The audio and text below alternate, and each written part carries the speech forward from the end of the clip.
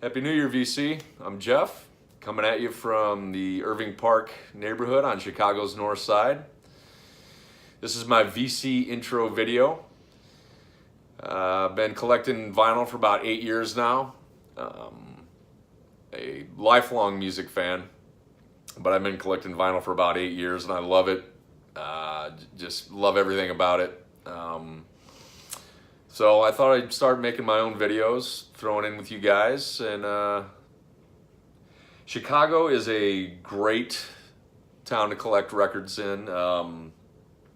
There's a store I frequent called Reckless Records. This is a bag from that store. They have 3 locations in the city. Small one downtown and 2 bigger ones in a couple of the north side neighborhoods, Wicker Park and Lakeview. And there's one near me that I frequent, Bucket of Blood. Vinyl Richie, you would love this place if you're ever in Chicago. You should check this place out. They have a section cordoned off. It's exclusively punk and metal, so they got a good used section and pretty decent bargain bin as well. Kind of a small place, but pretty cool place. And they're near me, so I pop in there a lot. But love collecting vinyl. Like I said, love a lot of content, and just thought I'd start making my own videos. So what I thought I'd do today for my intro was a top 10 or a gimme 10 from the year I was born, 1974. Great year for music. So I thought I'd show some albums from that year, and let's get underway. So at number 10, we got Graham Parsons, Grievous Angel.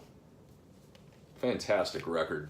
This is a country record, a lot of pedal steel. Emmylou Harris appears. Just a great country record. Graham was pretty much a country purist, and this album really reflects it on the Reprise label. This is a reissue from, I got this in 2011. I don't know what year this was reissued. I think right around that time, like 2010. Could be wrong, but it's a recent reissue. But it's fantastic. Really good record. Number 9, Marvin Gaye Live. This is a good record. London Palladium 77 is actually, I think, a better live album, but since we're doing 74, I thought I'd show this because it's in this thing is in such mint condition. I got this for $5 at a garage sale, and this beautiful minty gatefold and a little die cut action there. And it's a good record too. But got a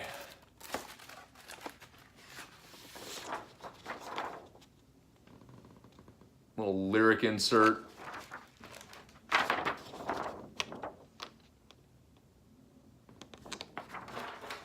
And it's on Motown.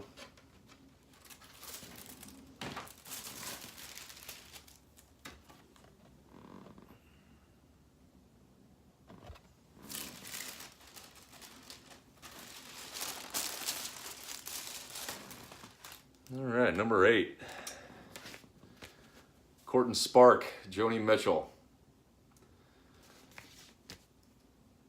Not much needs to be said about this one. Not a bad cut on this album. Blue might be my favorite, but this is a very close second. Just a beautiful album. Really good stuff.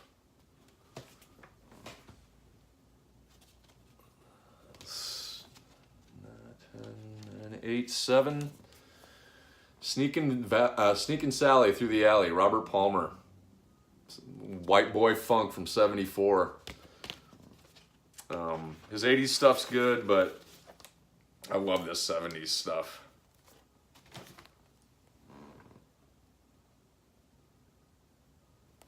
Is that Island? Yeah. Yeah, really good record.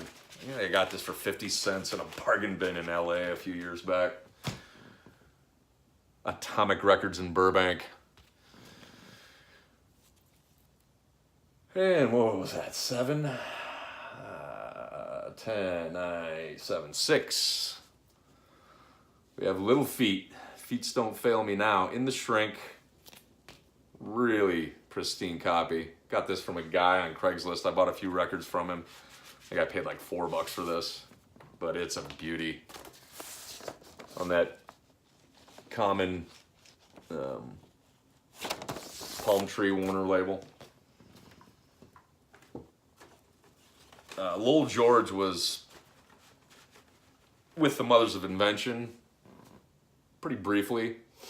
And the song The Fan kind of reminds me of a Mother's song. They get a little bit more experimental on this album, but I recommend anything Little Feat did up through like 78, Waiting for Columbus. Anything after that, you can kind of take a, pass up. But yeah, this is good stuff. This is a marquee album from their catalog. Really good. And where are we at? Number 5. Number 5, Ronnie Wood. I've got my own album to do. This is a gem. This is a gem of a record. I love this album. It's a real loose, mellow, summertime beer drinking album. Keith Richards is on it. I think some of the faces are on it too. But just a great album. Very accessible. I mean, it's Ronnie Wood, but nothing real heavy on this. I mean, the faces never really got that heavy, and but this is a really good kind of mellow, summery beer drinking album. Highly recommended. Number 4, Burn, Deep Purple. This is a face melter. I love this album. I just kind of recently got into Deep Purple and was just kind of blown away by, I don't know, the fact that I never owned these albums. This is Coverdale. Coverdale makes his appearance. This is his first album, and it's just really great album. Good mid-70s stoner rock. Good stuff. Number 3, Roxy and Elsewhere, Zappa and the Mothers. It's a double live set, 74. Great stuff on this. Some face-melting guitar from Frank, of course. Just a virtuoso when it comes to guitar. Probably my favorite lead guitarist of all time. Things he does on his solos are just... They still throw me for a loop. Awesome stuff. Number 2, On the Beach, Neil Young. I mean, pick it up. If you don't have it, you need to own this album. If you like music, you need to own this album. I'm not going to say too much about this. I mean, if you don't know it, I feel sorry for you. Pick it up. Number 1, Roxy Music, Country Life. I recently also got into Roxy Music. This was the first one I bought. This isn't the nudie cover, obviously, but same album inside. On that 70s Atco label, pretty common one. But this is just some of the best glam art rock I've ever heard. This was the first Roxy Music I bought, and I went on a tear, and I have pretty much their entire catalog at this point. But that's it. First video on the books. Hope to make a lot more. Take care.